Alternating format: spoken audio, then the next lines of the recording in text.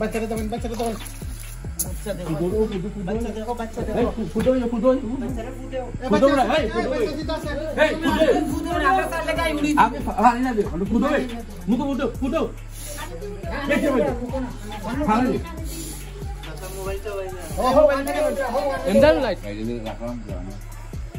আসসালামু আলাইকুম, আমি ডাক্তার মাহবুবুল হাসান রনি। আজকে নোয়াখালী বাজারে আমরা এটা সিজারিয়ান সেকশন অপারেশন করলাম, মাত্রই শেষ করলাম। আলহামদুলিল্লাহ গাভী এবং বাচ্চা দুইটাই সুস্থ আছে।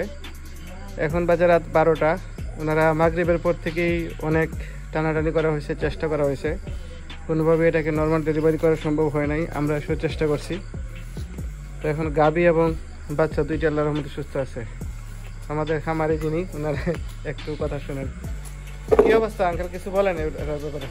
না, আল্লাহর শুক্রিয়া আঙ্কেল, আমার গাড়িটা যে সুস্থ আছে, আমার বাছুরটাও যে বেঁচে আছে, আল্লাহর শুক্রিয়া। অপারেশন মনে হয় সাকসেসফুল। আমার গাড়ি তো সাথে সাথে ঠিক আছে। তাহলে গাভীটাকে তো যত্ন করে রাখবেন, ময়লা লাগাবেন না।